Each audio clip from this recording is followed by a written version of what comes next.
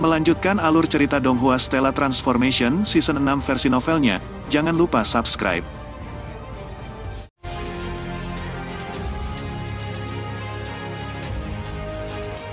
Di alam abadi dan iblis, di bintang Virtue Residence. Di sekitar kota Virtue Residence Star ada pegunungan berkelok-kelok yang tampak seperti gelombang raksasa yang menggulung bumi. Pegunungan ini milik klan Qin. Klan Qin adalah klan yang sangat misterius. Terlepas dari apakah itu alam abadi atau alam iblis, para pemimpin dari ketiga alam ini semuanya sangat ramah terhadap klan Qin. Selanjutnya klan Qin sendiri memiliki kekuatan yang sangat menakutkan. Terutama hewan peliharaan rumah yang telah diselamatkan Qin Yu saat itu. Hampir setiap orang dari mereka memiliki kekuatan yang luar biasa. Di puncak gunung yang sunyi duduk dua anak muda berseberangan. Keduanya sedang minum anggur dan mengobrol. Dari dua anak muda ini yang memiliki aura lembut mengenakan gaun hitam dengan tepian emas. Pemuda lainnya memiliki gaun berwarna kuning bumi dan menunjukkan aura yang mendominasi. Kedua orang ini adalah saudara kedua dan kakak laki-laki Qin Yu. Kakak, aku pernah mendengar bahwa jenius kecil klan Qin kita telah berhasil menembus tahap abadi emas dan menjadi kaisar abadi tingkat 1. Qin Zheng yang memiliki sedikit senyum di wajahnya sedang memegang cangkir anggurnya saat dia berkata. Qin Feng tersenyum dan berkata, "Kamu sedang berbicara tentang Little Nan kan? Anak itu memang cukup bagus." Namun Qin Feng tiba-tiba menghela nafas. Dalam hal menjadi seorang jenius, kecepatan kultivasi Little Nan jauh lebih lambat daripada adik ketiga kita Little Yu. Dengan topik beralih ke Qin Yu, Qin Zheng juga menghela nafas. Yu kecil telah naik ke alam ilahi. Dengan bakat yang kita berdua miliki, kurasa akan sangat sulit bagi kita untuk mencapai tahap kaisar abadi apalagi naik ke alam ilahi. Aku benar-benar bertanya-tanya kapan kita bisa melihat Yu kecil lagi. Sejak dia pergi hari itu, aku mulai berpikir bahwa lain kali bagi kita untuk bertemu akan sangat jauh sehingga akan terlihat seperti selamanya. Qin Feng mengangkat kepalanya dan melihat ke langit. Keduanya memiliki kekuatan yang lumayan. Mereka berdua mampu melihat menembus langit Virtue Residence Star dan melihat angkasa luar yang tak terbatas. Namun apa gunanya mereka bisa melihat angkasa luar? Mereka tidak dapat melihat ke alam ilahi dan saudara-saudara mereka Qin Yu. Qin Feng tiba-tiba tersentak karena terkejut. Dia menatap ke langit di atasnya. Qin Zheng juga menatap ke langit. Dia bahkan mengedipkan matanya beberapa kali dan mengamati dengan cermat.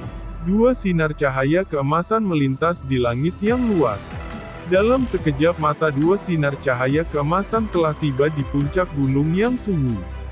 Kedua lampu emas ini berubah menjadi dua pria. Qin Feng dan Qin Zheng tercengang saat mereka melihat orang-orang yang telah tiba. Kakak kedua, apakah aku sedang bermimpi? Qin Feng berkata kepada Qin Zheng sambil tertegun. Kedua mata Qin Zheng juga tertuju pada Qin Yu. Saya juga tidak yakin apakah kita juga sedang bermimpi. Mungkinkah seseorang dengan sengaja mengubah penampilan mereka menjadi Yu kecil? Qin Feng bergumam. Namun mengapa auranya sangat mirip dengan Yu kecil? Kakak laki-laki, kakak kedua. Orang yang datang membuka mulutnya. Yu kecil, Qin Feng adalah orang pertama yang bergegas maju. Dia dengan erat memeluk Qin Yu segera. Anda masih ingat tentang kembali? Meskipun dia dengan senang hati memarahi, mata Qin Feng agak lembab. Ketika mereka berpisah hari itu, hampir semua orang mengira akan sangat sulit bagi mereka untuk bertemu lagi. Banyak orang telah mempercayakan Qin Nan untuk membantu menyampaikan beberapa pesan yang ingin mereka sampaikan kepada Qin Yu jika dia berhasil melihat Qin Yu setelah dia naik ke alam ilahi di masa depan. Yu kecil, kamu sebenarnya sudah kembali. Qin Zheng juga sangat senang sehingga wajahnya menjadi sedikit merah. Ayo cepat, ayo kembali, Qin Zheng tiba-tiba berkata. Setelah ayah kerajaan kami mengetahui kepulanganmu, dia pasti akan sangat bahagia. Cepat, mari kita pergi menemui ayah kerajaan kita. Qin Yu juga berulang kali mengangguk. Jiang Lan juga tersenyum saat melihat pemandangan ini dari samping. Pada saat ini dia iri pada Qin Yu. Di alam abadi dan iblis, Qin Yu tidak takut ditemukan oleh para God Kings. Bagaimanapun para God Kings hanya mampu paling banyak mencari di seluruh alam ilahi dengan kesadaran ilahi mereka. Jika mereka ingin mencari ruang lain, mereka harus berteleportasi ke ruang kosmik terlebih dahulu. Di aula utama Qin Mansion, banyak meja ditempatkan di sekitar aula utama.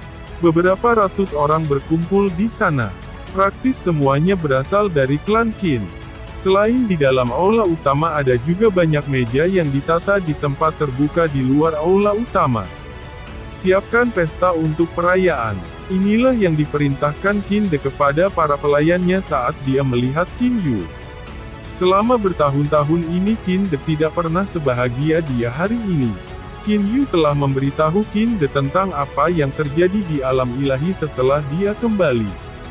Meskipun dia tahu bahwa keadaan Qin Yu mungkin membawa dia berbagai bahaya, Qin De masih sangat senang. Klan Qin semua tahu bahwa Qin Yu adalah orang yang telah naik ke alam ilahi. Namun baginya untuk dapat kembali ke alam abadi dan iblis, betapa menakjubkannya itu. Klan Qin mulai lebih mengagumi Qin Yu di dalam hati mereka. Setelah pesta, Qin Yu berkumpul dengan anggota terpenting dari klan Qin yang meliputi Qin De, Qin Feng, Qin Zheng, Feng Yuzi, dan Qin Nan. Ayah kerajaan, sekarang kalian semua tahu apa yang terjadi di alam ilahi. Maafkan saya, jika Anda semua ingin pergi ke alam ilahi, setidaknya itu tidak mungkin sekarang. Qin Yu meminta maaf. Cucu Qin Feng, Qin Nan juga menjadi pemuda yang tampan. Kakek ketiga Kaisar Sage dari alam ilahi itu benar-benar tercela. Apa yang bisa kita lakukan untuk pergi ke alam ilahi sekarang? Di masa lalu saya bahkan merindukan alam ilahi. Namun setelah saya mendengarnya dari Anda, ternyata setelah naik ke alam ilahi saya harus menjadi penambang. Lebih jauh lagi, tinggal di sana jauh lebih menyedihkan daripada tinggal di alam abadi dan iblis. Aku tidak pergi, bahkan jika saya diundang ke alam ilahi saya tetap menolak untuk pergi. Qin Nan berkata berulang kali. Nan kecil, orang dewasa berbicara, jangan menyela. Qin Feng berkata dengan suara rendah. Qin De mulai tertawa. Meskipun kata-kata Little Nan agak terlalu lugas, itu masih sangat masuk akal. Awalnya saya juga merindukan alam ilahi yang misterius itu. Saya telah membayangkannya sebagai tempat yang ajaib dan indah. Saat dia mengatakan itu, Qin De menggelengkan kepalanya. Yu kecil, di istana Kaisar Sage yang kamu bicarakan, aku menyetujui apa yang kamu lakukan. Qin De berkata sambil tersenyum. Mengenai pergi ke ruang kosmikmu itu, aku juga memikirkannya. Bagaimana dengan ini, orang-orang dari klan Qin kita yang bersedia pergi akan ikut denganku. Jika mereka tidak ingin pergi, biarkan mereka terus tinggal di sini. Semuanya akan berjalan sesuai keinginan ayah kerajaan. Qin Yu mengangguk dan berkata, sebenarnya hari-hari klan Qin di alam abadi dan iblis relatif santai. Mayoritas dari mereka tidak memiliki kemampuan untuk naik ke alam ilahi. Pada akhirnya banyak dari mereka memutuskan untuk pergi ke ruang kosmik Qin Yu. Kosmos baru, di bintang mistik ungu. Lebih dari 200 klan Qin muncul di langit di atas bintang mistik ungu. Klan Qin ini semua terkejut saat mereka melihat bintang mistik ungu. Apakah kita sudah kembali ke alam fana? Banyak dari mereka tercengang. Ini adalah ruang kosmik lainnya. Planet ini diciptakan oleh Penatua ketiga tertinggi. Penampilannya persis sama dengan kampung halaman kita. Hanya tidak banyak orang di sini. Qin Zheng berkata sambil tersenyum ringan. Dibuat. Semua anggota klan Qin terkejut dan tidak bisa berkata-kata. Tetua ketiga tertinggi yang legendaris benar-benar terlalu menakjubkan. Mudah untuk dihancurkan tetapi sulit untuk dibuat. Apalagi saat membuat planet. Di alam abadi dan iblis tidak ada dari mereka yang pernah memikirkan hal seperti itu. Klan Qin telah tiba di sini selama beberapa hari sekarang. Adapun pernikahan Qin Yu dan Lier itu juga sedang dipersiapkan di antara kegugupan dan kegembiraan. Cahaya bulan tampak seperti air. Di bawah sinar bulan Qin Yu dan Lear meringkuk dan saling memandang. Lear, beberapa hari ini apakah canggung bagimu untuk mengobrol dengan generasi muda klan Qin? Jiang Li tersenyum dan menganggukkan kepalanya. Itu tidak buruk, saya sudah mengenal ayah kerajaan Anda, kakak laki-laki, dan saudara laki-laki kedua Anda selama waktu di alam fana. Jadi saya juga tidak terlalu pendiam. Qin Yu sedikit mengangguk. Kakak Yu, Jiang Li tiba-tiba berkata pada Qin Yu. Apakah kita benar-benar akan menikah dalam 3 hari? Qin Yu meluruskan rambut indah Jiang Li. Sambil tersenyum katanya, bukankah kamu sudah tahu tentang pernikahan kita yang akan terjadi dalam 3 hari? Mengapa? Apakah kamu menjadi malu sekarang? Sedikit, Jiang Li berkata dengan tenang. Itu sangat normal, sebenarnya aku juga sedikit gugup. Qin Yu tersenyum dan berkata, kamu gugup. Jiang Li mengangkat kepalanya dan melirik Qin Yu. Hidungnya mulai mengerut. Jika kamu tidak percaya padaku, coba dengarkan detak jantungku. Qin Yu berkata dengan bercanda. Jiang Li benar-benar melakukannya. Dia sengaja meletakkan telinganya di dada Qin Yu. Mendadak mereka berdua terdiam. Qin Yu merasakan suhu tubuh Jiang Li. Dia mengangkat kepalanya dan melihat ke langit. Hatinya saat ini dalam keadaan yang sangat rumit. Qin Yu tahu betul bahwa selama Lear bersamanya dia tidak akan peduli di mana dia berada. Namun bagaimana dengan Hou Fei dan He Yu? Bagaimana dengan klan Qin-nya? Selanjutnya bagaimana dengan anak masa depan antara dia dan Lear? Apakah dia ingin anaknya bersembunyi selamanya di ruang kosmiknya dan tidak pernah keluar? Untuk bersembunyi selamanya, ini adalah sesuatu yang Qin Yu menolak untuk membiarkannya terjadi. Untuk ayah kerajaan saya dan mereka, untuk generasi muda klan Qin saya, untuk Fei Fei dan Xiao Hei dan untuk anak saya dan Lear, tidak peduli apa saya harus benar-benar menghadapi Kaisar Sage itu. Tidak peduli apa saya harus membuka tempat bagi mereka di alam ilahi. Qin Yu berpikir dalam hatinya. Saat ini dia merasakan tanggung jawab.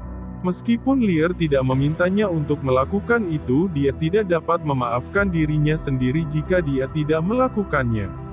Alam ilahi, saya masih harus kembali ke alam ilahi. Qin Yu berpikir dalam hatinya. Alam ilahi itu adalah medan perang milik Qin Yu dan para God Kings. Kilatan petir setebal lengan melayang melalui seluruh ruang seperti rantai yang menghubungkan melalui langit dan bumi. Seluruh ruang ini dipenuhi ular listrik. Di tembok kota yang melayang di tengah bidang petir ini berdiri 2 pria. Paman kedua, apakah kamu sudah mencari alam abadi dan iblis? Zhou Xian bertanya pada pria jangkung dan kurus di sampingnya dengan nada cemas. Pria tinggi dan kurus ini adalah salah satu dari 4 dewa agung dari kota hukuman Guntur, dewa bela diri Guntur Zhou Tong. Di antara para God Kings dia bisa dianggap sebagai yang sangat kuat. Sejak Qin Yu tiba-tiba menghilang, berbagai God Kings dari alam ilahi tidak dapat menemukannya. Dengan demikian mereka secara alami mulai curiga bahwa Qin Yu mungkin telah menyembunyikan dirinya di beberapa ruang kosmik alam rendah. Karena Zhou Xian tahu bahwa Qin Yu berasal dari alam abadi dan iblis, dia secara alami menjadi lebih curiga bahwa Qin Yu mungkin berada di alam abadi dan iblis. Xianer, aku telah pergi ke alam abadi dan iblis untuk mencari. Tidak ada aura Qin Yu di seluruh alam abadi dan iblis.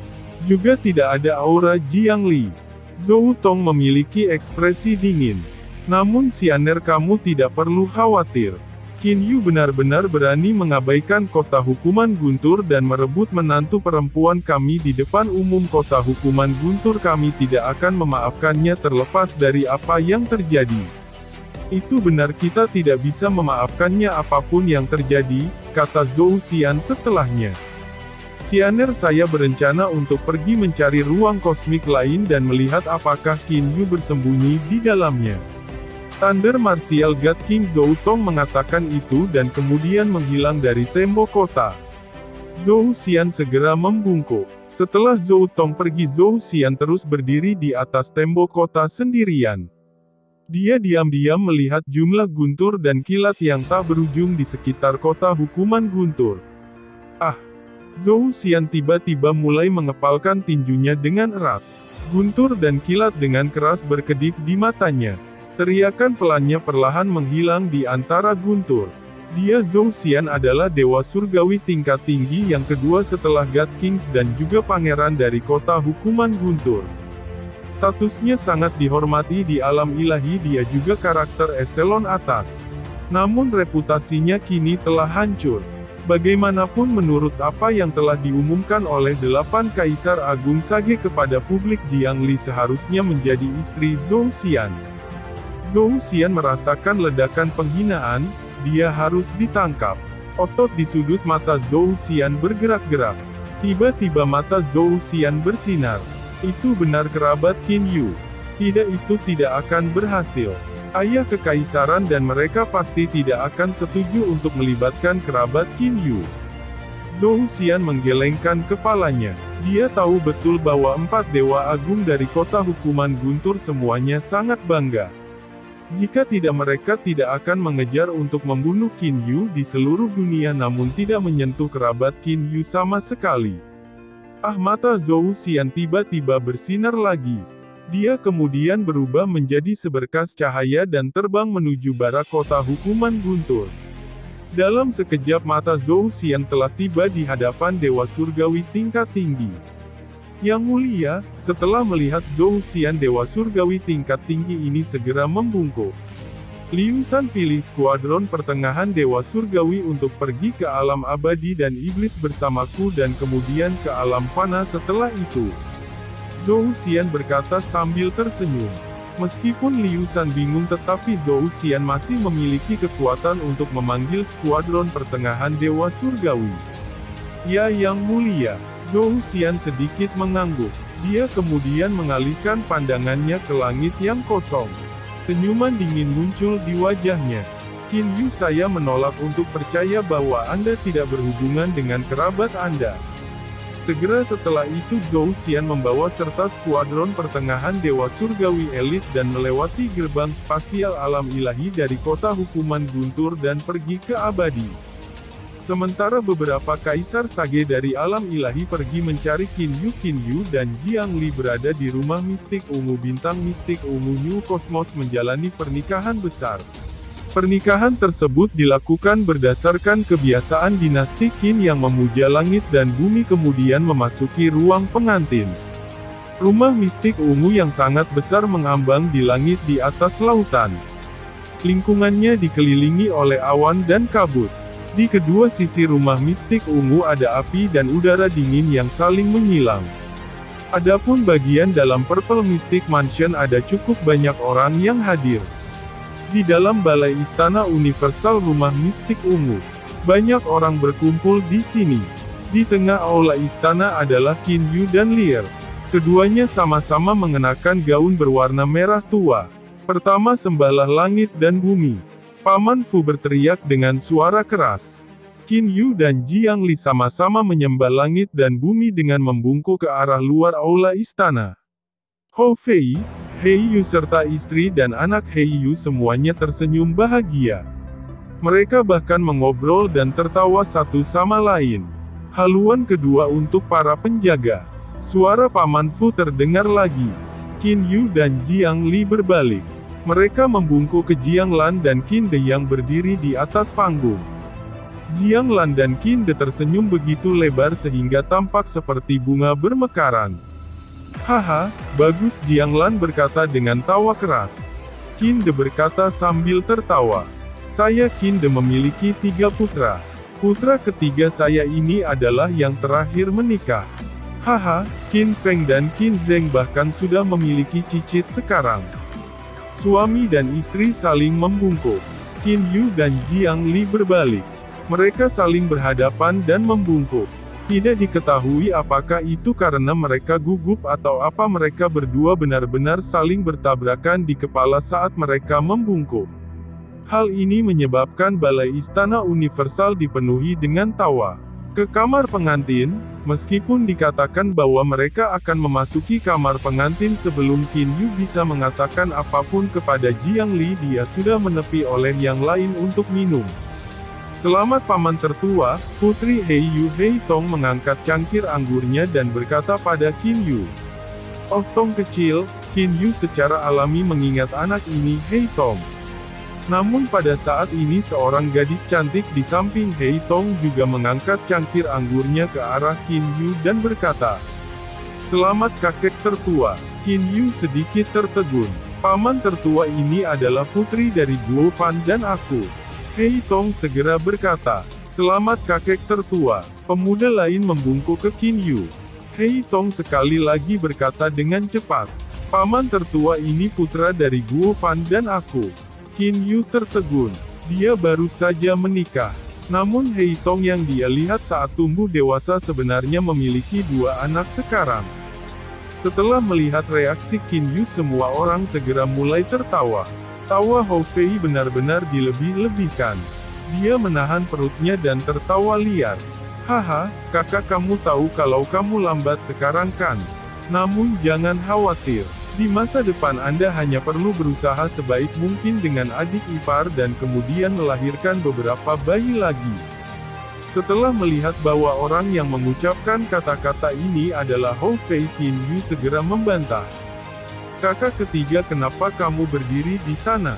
Cepat kemarilah. Masih ada sekelompok orang yang menunggumu di sini." Qin Feng tersenyum sambil menarik Qin Yu ke meja berikutnya. "Ini adalah putra dari cucu ketiga saya, ini adalah suami dari putri saya, ini adalah..." Tanpa diduga seluruh tabel ini diisi dengan keturunan Qin Feng. Saat dia minum dengan mereka, Qin Yu bahkan merasa malu. Tampaknya selain Hou Fei, semua saudara laki-lakinya yang lain sudah memiliki banyak keturunan. Qin Yu hanya berhasil lolos dari dikelilingi oleh semua orang pada tengah malam. Dia memasuki kamar pengantin. Cahaya lilin merah tampaknya telah menebarkan lapisan tipis kain muslin ke seluruh ruangan. Ini memberi Qin Yu sensasi yang lebih mabuk. Melihat Lier yang sedang duduk di tempat tidur dan diam-diam menunggunya, Qin Yu merasakan kepuasan yang luar biasa. "Aku sebenarnya juga sudah menikah sekarang." Hanya memikirkannya, Qin Yu merasa bahwa itu benar-benar tidak realistis. Oh, sudah berapa tahun sekarang? Dia selalu berharap untuk hari ini. Namun ketika semua ini berubah menjadi kenyataan, Qin Yu mulai merasa seolah-olah dia sedang bermimpi. Setelah mengambil napas dalam-dalam, Qin Yu berjalan ke Jiang Li dan perlahan membuka kerudungnya. Wajah Jiang Li yang sedikit memerah dan cantik terlihat. "Kakak Yu," Jiang Li berkata dengan suara lembut. Qin Yu sedang melihat Lier dengan ekspresi seperti tercengang. Kulitnya yang putih berkilau seperti batu giok yang berkilau dan transparan serta aroma ringan yang bisa dia cium ketika dia mendekatinya. Sepertinya mereka saling memuji dalam ketertarikan mereka. Qin Yu mulai mencium Lier. Perlahan dia melepas pakaian luar Lier. Sementara sedikit menggigil, Qin Yu perlahan melepas pakaian Lier memperlihatkan kulit lembutnya yang seperti giok. Waktu malam. Hanya beberapa erangan yang terdengar samar-samar terdengar dari ruangan. Ketika keduanya mencapai klimaks mereka, Nas Chen Sol, Qin Yu juga dikaitkan dengan Lier's Nas Chen Sol. Apa yang mereka berdua pikirkan di dalam hati mereka benar-benar terbuka satu sama lain. Kombinasi keinginan jiwa. Tiba-tiba setetes air mata mengalir keluar dari Nas Chen Sol Qin Yu dan memasuki Nas Chen Sol Jiang Li. "Kakak Yu, apa yang kamu lakukan?" Qin Yu menyadari apa yang dipikirkan Jiang Li. 2 air mata kehidupan berisi sumber energi God King of Life. Setelah Anda menyerap 2 air mata jiwa kehidupan, Anda akan mendapatkan semua energi God King of Life. Saya percaya bahwa itu akan membantu Anda dalam menyerap hukum spasial yang tersisa yang ditinggalkan oleh God King of Life. Karena kedua jiwa itu terhubung bersama, mereka dengan mudah dapat merasakan apa yang dipikirkan orang lain. Meskipun air mata meteorik salah satu dari 2 air mata jiwa kehidupan berisi energi yang sangat ajaib dari God King of Life, Qin Yu tidak keberatan memberikannya kepada Lier. Bagaimanapun Qin Yu memiliki seluruh kosmos. Sinar matahari masuk melalui tirai jendela yang tertutup. Qin Yu sedang berbaring di tempat tidur. Adapun Jiang Li kepalanya ada di dada Qin Yu. Keduanya menghirup bau tubuh yang lain. Mereka diam-diam mengobrol dengan pasangan. Oh itu benar Lier, Qin Yu tiba-tiba mulai berbicara tentang masalah penting. Lier, gaun hujan ungu yang kuberikan padamu itu pasti ada hubungannya dengan bulu terapung surgawi. Tidak masalah bagi Anda untuk membawanya ke alam ilahi bersama Anda karena orang lain tidak dapat menemukannya. Namun water splitter yang kuberikan padamu adalah harta karun spiritual nenek kelas 1 yang aku buat sendiri. Itu belum pernah muncul sebelumnya di alam ilahi. Jika Anda membawanya ke alam ilahi maka itu pasti akan menyebabkan munculnya perubahan langit alam ilahi. Setelah Qin Yu menemukan bahwa energi pasta tepung adalah energi spiritual nenek, ia telah membuat tongkat 10.000 willow. Setelah itu dia menghabiskan sejumlah besar bahan berharga untuk membuat 73 harta karun spiritual Grand Mist. Di antara 73 harta karun spiritual nenek hanya satu yang merupakan harta karun spiritual nenek kelas 1. Harta karun spiritual nenek tingkat pertama ini adalah pemecah air pedang ilahi. Sebelum pernikahannya Qin Yu sudah memberikan water splitter dan purple rain dress kepada Lier. Qin Yu masih ingat dengan jelas ekspresi terkejut dan menggemaskan yang Jiang Li miliki ketika dia melihat dua harta karun spiritual Grand Mist kelas 1 ini. Aku tahu, kata Jiang Li lembut dengan wajahnya di dada Qin Yu. Dia menunjukkan ekspresi kebahagiaan di seluruh wajahnya. Meskipun dua harta karun spiritual nenek tingkat pertama sangat berharga, apa yang dilihat Jiang Li dari dua harta karun spiritual nenek tingkat pertama adalah perasaan yang dimiliki Qin Yu untuknya. Karena itu dia menjadi lebih tersentuh. Lier, menurutmu berapa lama waktu yang kamu butuhkan untuk memperbaiki dua harta karun spiritual Grand Mist kelas 1 ini? Qin Yu bertanya. Jiang Li mulai cemberut dan terdiam. Qin Yu tertarik dengan penampilan mengerutkan kening Jiang Li dan hanya tersenyum. Kedua item ini keduanya adalah harta karun spiritual Grand Mist kelas 1. Memperbaiki harta karun spiritual Grand Mist tingkat pertama relatif merepotkan. Saya rasa itu akan membutuhkan setidaknya beberapa ratus ribu tahun untuk memperbaikinya. Jiang Li berkata tanpa kepastian mutlak. Apa yang kamu lihat? Hanya pada saat ini Jiang Li menemukan bahwa Qin Yu memiliki ekspresi linglung di wajahnya. Qin Yu segera berkata, tidak apa, baru saja Anda mengatakan bahwa itu akan membutuhkan setidaknya beberapa ratus ribu tahun untuk memperbaiki harta karun spiritual Grand Mist kelas 1 kan? Jiang Li melirik Qin Yu dengan curiga. Qin Yu menghela nafas lega di dalam hatinya. Untungnya saya adalah penguasa New Cosmos. Saya tahu semua tentang apa yang terjadi di dalam New Cosmos dengan satu pikiran di benak saya. Lier, aku punya masalah yang perlu kuberitahukan padamu. Ada metode cepat untuk menyempurnakan harta karun spiritual Grand Mist. Itu dengan membiarkan harta karun spiritual nenek sendiri menyerap sebagian energi spiritual nenek. Qin Yu segera berkata, energi spiritual nenek, di mana kita bisa mendapatkan energi spiritual nenek? Apakah Anda menyarankan agar kami menghancurkan beberapa harta karun spiritual nenek hanya untuk menghemat waktu beberapa ratus ribu tahun? Itu benar-benar tidak sepadan. Saudara Yu, Anda masih harus bertarung melawan para God Kings itu di masa depan. Yang terbaik bagimu untuk tidak menyia-nyiakan energi spiritual nenek. Jiang Li tak terduga sudah mulai merencanakan masa depan Qin Yu.